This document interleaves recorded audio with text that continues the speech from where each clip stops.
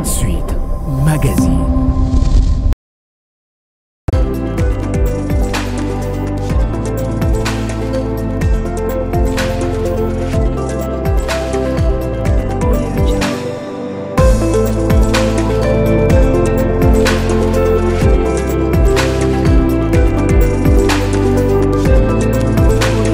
Le plaisir est pour nous de vous amener à découvrir le professionnel, les hommes de métier, le personne qui assume des fonctions quelconques dans notre pays. Comme je dis souvent, c'est beau pays, la République démocratique du Congo. Bonjour à tous les fidèles de la RTD, que les amoureux de l'émission Ma Profession. Aujourd'hui, nous avons encore l'honneur de recevoir une personne qui va parler de sa profession. Les gens se posent beaucoup de questions sur ça, mais il est spécialiste, il va vraiment nous éclairer. Il s'appelle M. Christian Moleka, il est politologue, vous êtes aussi le président de Dynamique. Oui, chez nous on préfère dire coordonnateur national de la dynamique des politologues de la RDC. Oui.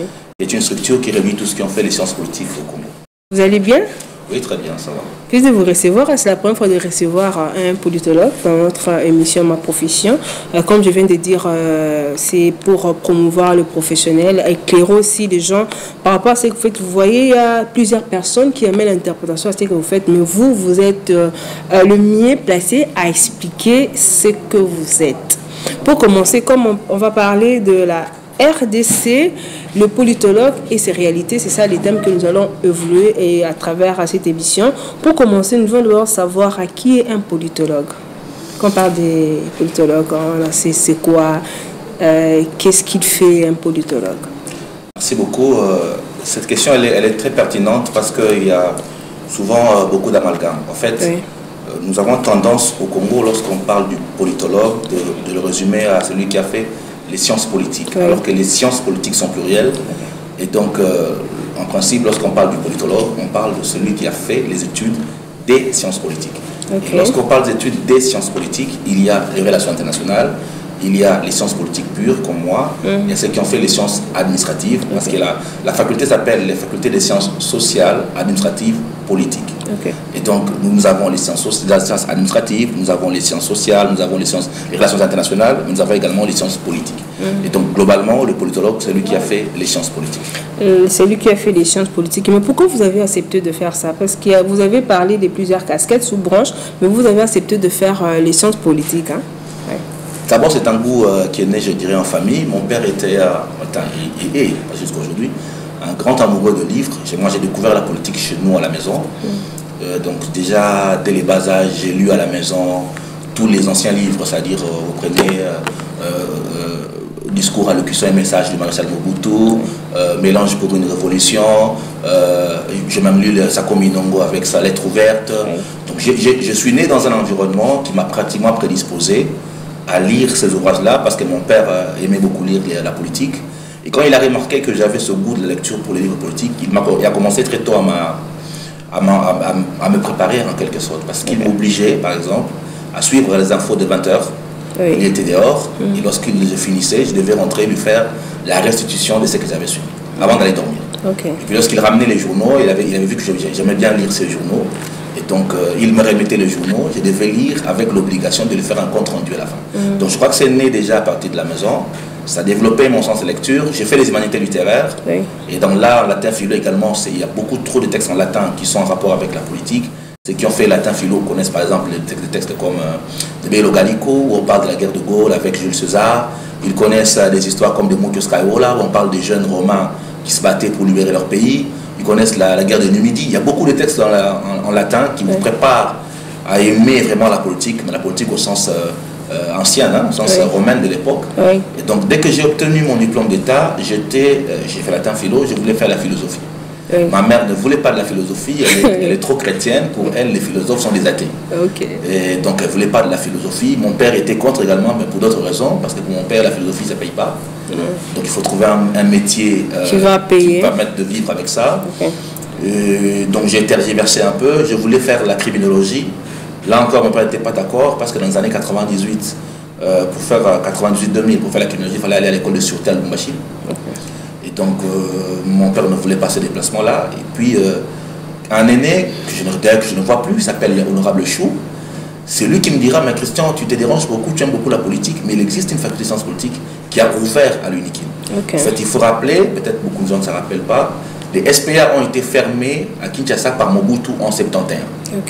Et donc ont été envoyés soit à Lubumbashi, soit à Kisangani, jusqu'à l'entrée de l'AFDEL. Donc pendant pratiquement 20 ans, on ne pouvait pas faire les sciences politiques à Kinshasa.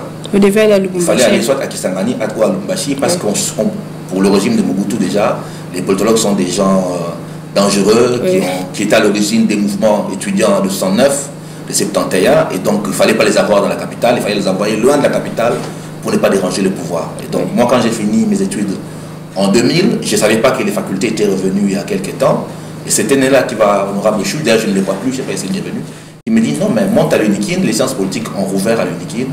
Et c'est comme ça que je vais aller m'inscrire à l'UNIKIN en sciences politiques. Et donc, s'il faut parler d'un processus pour comment devenir un politologue, il faut d'abord faire les études littéraires, fossiles littéraires, et puis c'est vraiment, est-ce qu'il y a un processus à suivre bien, parce que par rapport à ce qu'on voit aujourd'hui, tout le monde se dit que je pense que je fais les sciences politiques, ben je sais parler, je peux être un politologue. Vous êtes spécialiste en ça par rapport à votre processus. Qu'est-ce que vous pouvez dire par rapport à ça? Les sciences politiques sont d'abord une science. Et donc il faut faire l'université pour acquérir cette connaissance scientifique-là. Parce qu'il y a énormément de jargon technique propre à la science. Basiquement, il faut au moins avoir maîtrisé 500 concepts en sciences politiques. C'est-à-dire lorsqu'on dit l'État, c'est un concept.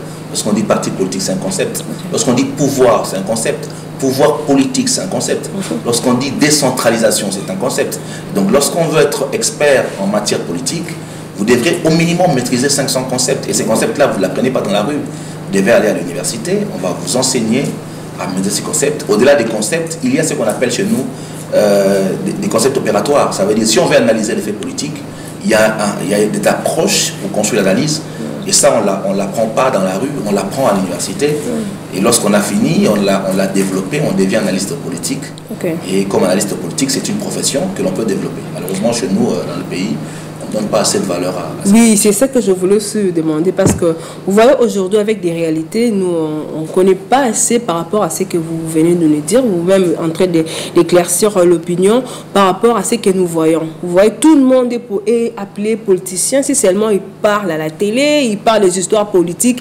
Quels sont vraiment ces bons critères pour déceler que cette personne-là vraiment fait ses études sciences politiques, comme vous allez dire, c'est vaste, pour savoir à ce que nous voyons à la télé. Quand vous êtes là dans ces domaines, vous pouvez vraiment éclaircir la population par rapport à ça. Il y a une grande nuance entre politicien et politologue. Le politicien, c'est le praticien de la politique. Le politologue, c'est l'architecte de la politique. Moi, je suis constructeur, architecte du pouvoir. Je suis formé comme technicien du pouvoir pour préparer la décision politique. Le politicien, c'est le praticien.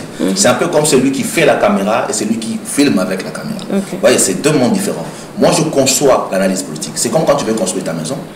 Tu appelles l'architecte, tu lui dis, voilà, j'ai mon terrain, je vais construire un immeuble à 5 niveaux. Il vous dit, par rapport à votre sol, par rapport à la qualité de votre sol, par rapport à ce que vous demandez, il faut autant de tonnes de pierre, autant de tonnes de ceci, il faut respecter la résistance des matériaux, il faut faire ceci pour construire l'immeuble qu'il tienne. Malheureusement, au Congo, nous aimons beaucoup improviser. C'est un peu comme, vous voyez, un type qui, parce qu'il a l'argent, il achète son terrain, il prend des maçons, il pense qu'il doit appelle faire. Qui Alors il y a une spécialisation, donc une répartition de rôles, qui fait que chacun a son rôle à lui. C'est toujours utile d'être praticien accompagné d'un politologue ou d'être politologue praticien, parce qu'à la fois tu maîtrises la conception et la mise en œuvre. Maintenant, chez nous, ces deux pédales-là ne fonctionnent pas très bien. C'est comme un vélo.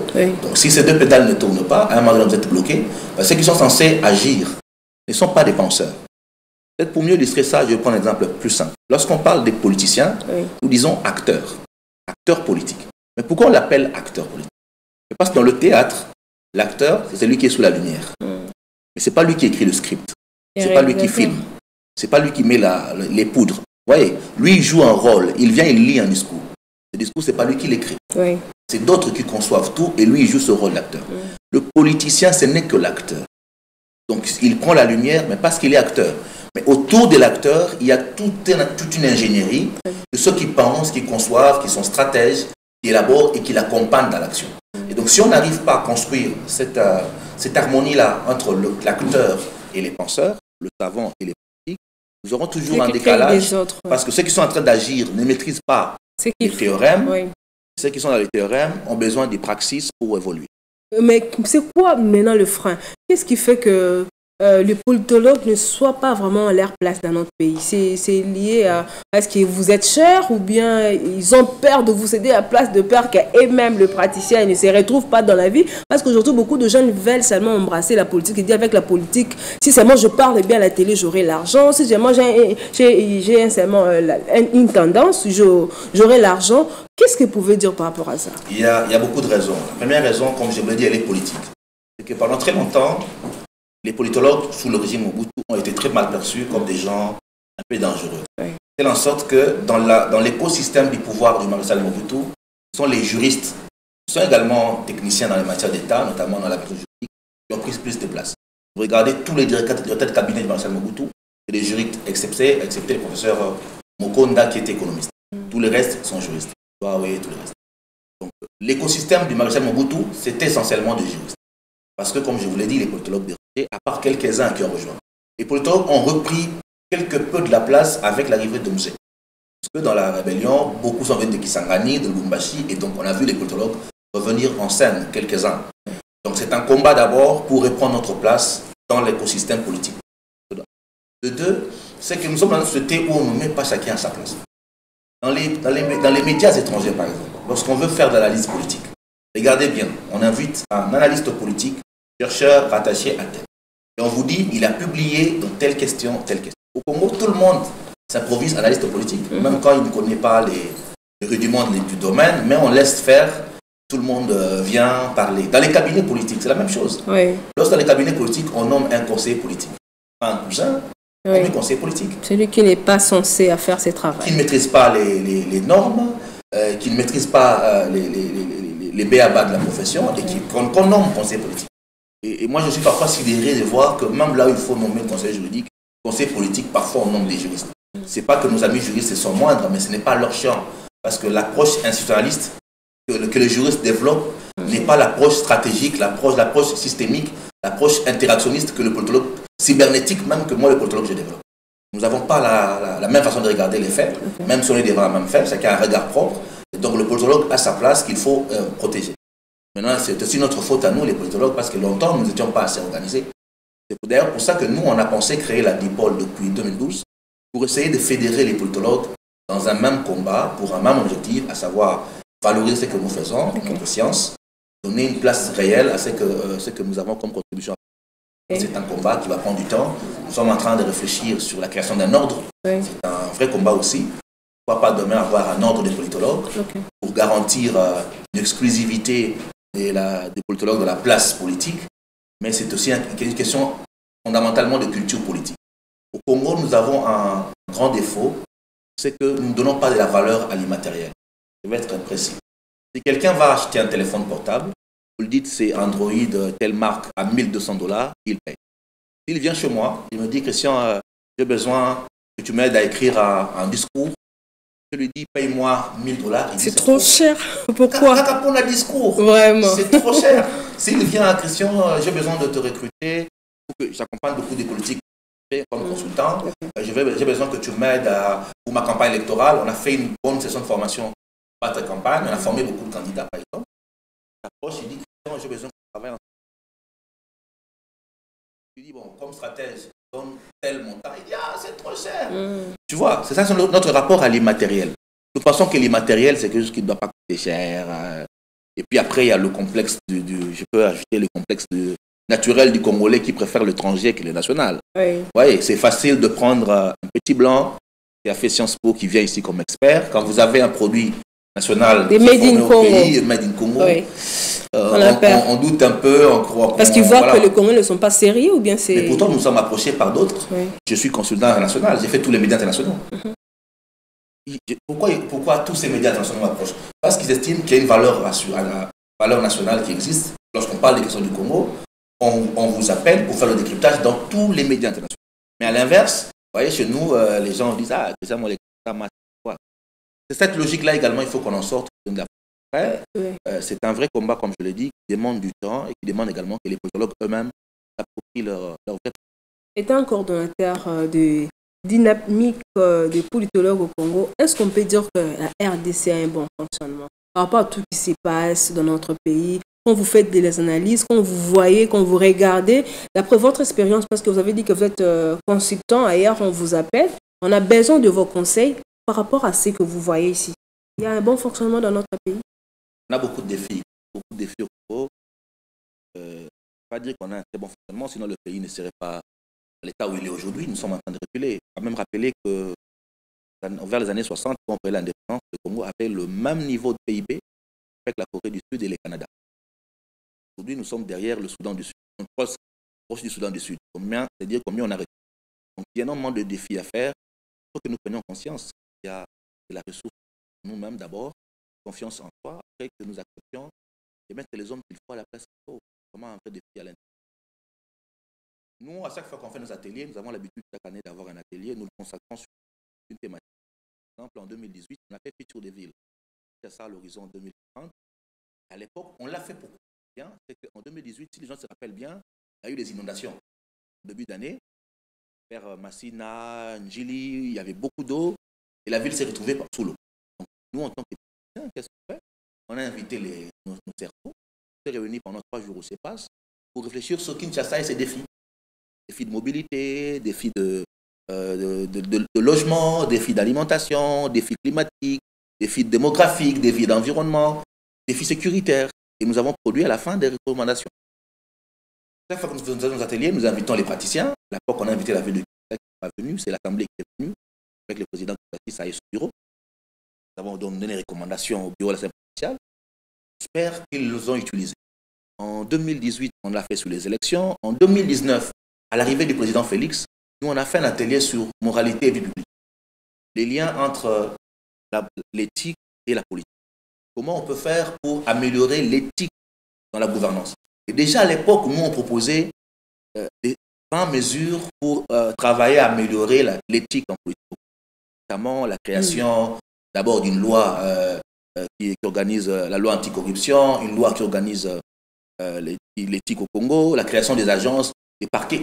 Les textes existent. Nous avons été approchés par nos amis de la présidence de la République à l'époque, avant que soit créée la PLC.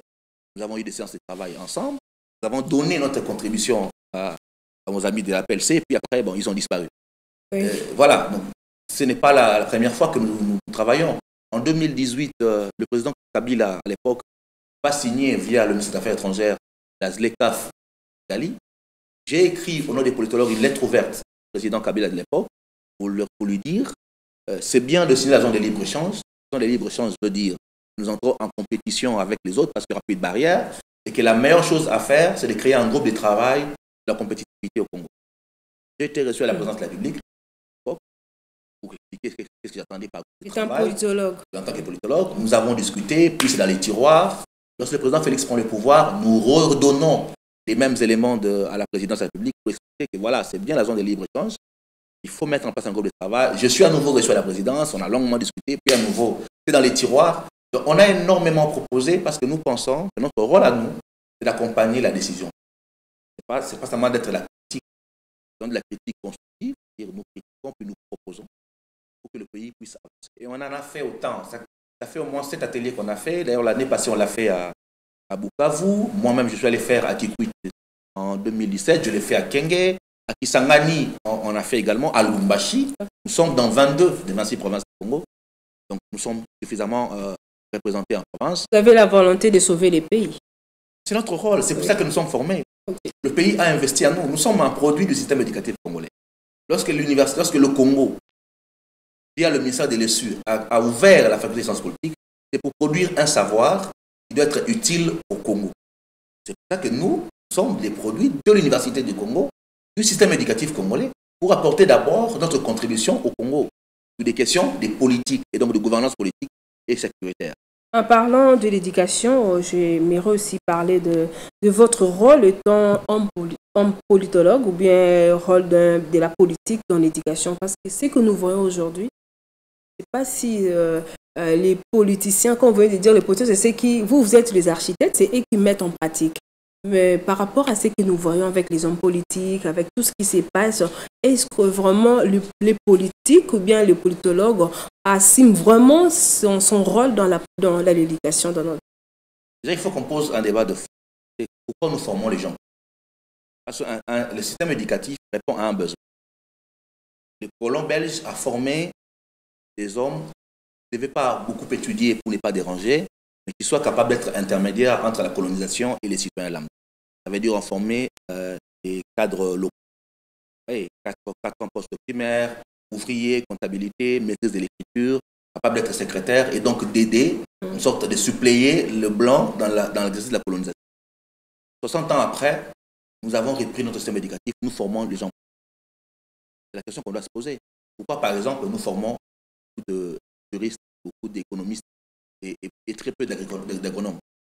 Pourquoi nous formons très peu de polytechniciens, alors que le Congo est un pays chantier? On a besoin d'ingénieurs. Pourquoi il y a moins de polytechniciens? Pourquoi on n'a pas d'historiens? Pourquoi à la faculté d'histoire, il n'y a pas d'étudiants? Alors que nous sommes un pays en guerre et que dans la guerre, l'un des grands défis, c'est la mémoire. Il faut que les gens retiennent l'histoire pour que les erreurs ne se répètent. Vous avez une faculté d'histoire. C'est-à-dire le système éducatif, c'est d'abord une pensée stratégique. C'est là où nous, les politologues, nous intervenons. C'est-à-dire c'est au niveau stratégique que nous devons construire un système éducatif qui réponde au type d'homme que nous voulons construire. Regardez l'homme congolais aujourd'hui. Prenez l'homme qui nous. Qu'est-ce qui nous caractérise? Ce qui nous caractérise, c'est discipline, retard, légèreté dans le raisonnement, émotivité. C'est ça qu'on nous voit. Comment notre système éducatif nous permet de construire la discipline? Est-ce que nous avons encore dans le système éducatif une place importante dans le respect des leurs? Moi, j'ai fait les écoles de prêtre au collège Saint-Joseph-Félix. Nous entrions à 7h15. Tu arrives à 7h16. Notre 7h15, à l'époque, c'est la Bélaou. Il se tient, ceux qui ont fait l'IKIA connaissent, il se tient devant l'école, à 7h, en soutane noire. Donc, vous courez, parce qu'à 7h15, on ferme la grille. Regardez l'école aujourd'hui. Est-ce qu'on respecte encore ça paraît bête. L'éducation, ce n'est pas l'instruction. L'éducation est plus large. Donc, on forme l'homme intégral. Mais c'est des choses comme ça que chez nous, on a perdu en termes de valeurs. Est-ce que les gens font encore l'exercice physique, la gymnastique? Mais ce n'est pas seulement le sport, mais c'est aussi l'esprit. Quand on discipline le corps, on discipline également l'esprit. C'est quand on est un homme discipliné au Congo. Combien de gens peuvent se concentrer dans son travail, ils se réveillent le matin, fait 10 heures de travail. Donc, c'est discipline. Ce sont des choses que notre système éducatif doit travailler à répondre. Ça demande de remettre en question. Pourquoi nous formons l'homme? Pourquoi nous instruisons l'homme? Pourquoi on a une université où on a 35 000 personnes? Est-ce que chaque institut doit devenir université? Apparemment, nous avons une course des universités aujourd'hui, une course des DA, une course des doctorats. Tout le monde doit être docteur. Oui, ce sont des questions de fond qui demandent une plus grande réflexion. Et nous, les politologues, à notre niveau, nous essayons d'apporter notre contribution.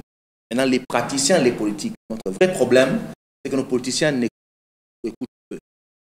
Ils écoutent peu les experts. On pense que la politique, c'est le domaine des politiciens. C'est faux. La politique, ce n'est pas le domaine des politiciens. La politique, c'est le domaine des politiciens accompagnés des experts. C'est pour ça qu'on parle aujourd'hui de smart power, de pouvoir intelligent. Si vous allez dans d'autres pays, aux États-Unis notamment, vous avez des think tanks. Ils sont des laboratoires d'intelligence. C'est là qu'on prépare la décision. Si je vais être chef d'État, je vais dans un laboratoire, qui peut s'appeler Atlantic Council, qui peut s'appeler Hoover, qui peut s'appeler en France Terra Nova, qui peut s'appeler Ceinture Montaigne. Et c'est là que je prends ce que je vais faire. L'Institut, le think tank réfléchit pour toi les grands enjeux du monde, les grands enjeux des États-Unis, les grands défis, on transforme en politique, on te donne. C'est comme on écrit un théâtre, comme on écrit un livre, et toi tu viens que jouer ton rôle. Ok, je pense que le message est passé par rapport à l'éducation dans notre pays. J'ai dit au début que nous avons l'honneur de vous recevoir et tant que politologue, comme c'est la première fois, vous voulez vraiment essayer d'éclaircir des zones d'ombre par rapport à votre métier, ce que vous faites. Mais vous avez parlé de la guerre, avec ce qui se passe à l'est de notre pays. Étant politologue, quelle attitude que les Congolais, le jeune, les politiques, comme vous avez dit, les politiques n'écoutent pas, quelle attitude vous étant expert en ça? Comment on peut se comporter? Est-ce que le fait de mettre nos doigts sur la tête, c'est ça vraiment une bonne attitude? C'est le fait de porter les habits noirs, le fait de marcher sur des routes, c'est vraiment une bonne attitude vous étant politologue? Qu'est-ce que vous pouvez dire par rapport à ça? Moi, je dis que la guerre, c'est d'abord de l'intelligence. La guerre, c'est la stratégie, donc de l'intelligence. Donc, on gagne la guerre d'abord au niveau de la pensée, au niveau stratégique. Le niveau tactique, parce que la stratégie est au niveau stratégique, elle est au niveau opératif et elle est au niveau tactique. La guerre au niveau tactique, ce n'est que la conséquence de la pensée stratégique. Et la guerre aujourd'hui, elle est globale, c'est-à-dire elle est à la fois économique, elle est à la fois d'influence, elle est diplomatique, elle est hybride. Elle se joue sur beaucoup de terrains et donc ça demande de mettre ensemble beaucoup d'intelligence. Là encore, c'est un vrai défi chez nous pour réussir à mettre toutes les intelligences. Nous pensons encore au Congo et la guerre, c'est l'affaire des militaires. Vous voyez, les questions sécuritaires, c'est l'affaire des militaires. Alors que lorsqu'on parle de security studies, notamment aux États-Unis, ce sont des sciences, en sciences politiques. C'est les vrais stratèges, les grands stratèges, parfois, ce n'est pas des militaires, c'est des théoriciens. Si vous allez dans notre pays, vous trouvez des grands théoriciens qui ne sont pas des militaires. Chez nous, nous pensons que les affaires sécuritaires, c'est d'abord une affaire à Basoda. Nous restreignons la guerre aux militaires, alors que ce n'est pas forcément. Donc, nous avons besoin là également de mettre des... Après, nous avons un grand défi au Congo. C'est que cette guerre, elle a commencé depuis très longtemps. Elle ne va pas finir à court terme, elle sera longue, plus longue. Et donc, elle demande à un moment donné que nos dirigeants, autant on met les moyens pour les militaires, il faut mettre les moyens pour l'intelligence. Ça, c'est un autre niveau de... Parce que la guerre se passe, que nous, la guerre, elle est liée à l'économie, elle est liée aux ressources minières, au contrôle des minéraux. Ceux qui pensent ces questions-là ne sont pas au Congo. Ils sont loin du Congo, ils sont dans des pays développés, ici dans des cabinets, des think tanks, qui pensent le monde. Donc, on répond à la pensée par la pensée. Donc, il faut soit saisir des stratèges qui peuvent, au niveau de la pensée, contrer les pensées. Par exemple, je donne un élément simple. Il y a aujourd'hui une pensée qui se développe sur le bien commun universel. Par exemple, l'eau, c'est un bien commun universel. Ça n'appartient à personne. Alors que beaucoup de Congolais ici pensent que notre eau nous appartient. Mais il y a une pensée qui se développe aujourd'hui dans le monde. Sur le bien commun universel, il y a des biens qu'on appelle non marchands comme l'eau qui doit appartenir à tout le monde. Au nom de ce bien commun universel, les Américains peuvent venir dire l'eau du Congo nous appartient. Je pense que si nous, on ne comprend pas ce niveau de bataille-là, oui, nous allons subir un jour un combat autour de l'eau, oui, nous serons surpris, la guerre est ici, alors que la pensée se développe. Il faut à un moment donné combattre à tous les niveaux, y compris au niveau de la pensée. Merci beaucoup, M. Bolinga. Je pense que votre réponse est claire. C'est pas, le problème, ce n'est pas seulement le militaire, c'est pour tout le monde, vous étant que politologue, par rapport à votre message. Le message est reçu. Je suis fait John Ilong avant que vous preniez pour l'entretien, parce qu'il y avait beaucoup de matières à parler et nous devons aussi apprendre. C'est même le pentas de cette émission, ma profession. Nous sommes vraiment arrivés à la fin. Jérémy Kassé en train de me regarder, me dit qu'il est une minute. Qu'est-ce que on doit retenir, ou bien qu'est-ce que vous pouvez dire en un seul mot concernant votre passage dans cette émission? Ce que je dirais, c'est que le politologue a un rôle important dans la gouvernance. Il faut donner la science politique. Ça passe par une prise de conscience des politologues eux-mêmes d'abord, leur rôle. Voilà pourquoi moi j'invite tous les politologues qui vont nous suivre de nous rejoindre dans la DIPOL pour qu'ensemble nous travaillions à la promotion. J'invite également les politiques à comprendre qu'ils ont besoin de l'expertise de ce qu'ils font pour que nous arrivions harmonieusement à faire le développement. Et comment vous contactez, M. Moleka? Ceux qui veulent me contacter, je suis sur toutes les plateformes. Mon téléphone, ils peuvent l'avoir par vous. J'ai mes bureaux CEPAS, ceux qui peuvent passer au CEPAS. Si vous allez sur Facebook, sur WhatsApp, et mes contacts, je suis ouvert aux échanges. Et d'ailleurs, la structure elle-même également est ouverte aux échanges. Nous travaillons dans le respect de la discussion. Merci beaucoup d'être passé. Nous avons appris par rapport à ce que vous faites, par rapport à votre métier. C'était un réel plaisir de vous recevoir pour la première fois à la RT-EDIC, la chaîne de l'éducation. Merci à vous. Je pense que ce n'est pas la dernière fois. Vous allez revenir encore. Nous sommes ouverts. Nous sommes ouverts. C'est vrai qu'on est un peu trop sollicité sur faire beaucoup d'analyses. À chaque fois que le temps le fait et que vous nous invitez, nous... Oui, merci. Vous avez aimé cette émission. Vous avez suivi, vous n'avez pas commencé à suivre, vous pouvez regarder encore sur YouTube, ma profession, sur Facebook, Twitter, vous pouvez regarder dans toutes les plateformes, nous sommes là. Merci à vous tous, à tous les téléspectateurs fidèles de cette émission. Je vois l'équipe technique de la RT-EDIC, Jérémy Kassé, Manzanda qui est là. Jonas Mandanda, merci à toi, Jonathan. À Francis, merci à M. Joe Ilonga pour votre coaching. Donc, comme je dis souvent à nos invités, vous voulez passer, repasser, parler de votre métier, profession, fonction, il suffit d'appeler au numéro qui est bas de vos écrans. Nous serons là pour vous recevoir parce que nous, c'est vous promouvoir, en montrant à la population ce que vous faites. On se retrouve très prochainement. Ne zappez pas, restez fidèles au programme de la RTDIC et à très bientôt. Merci.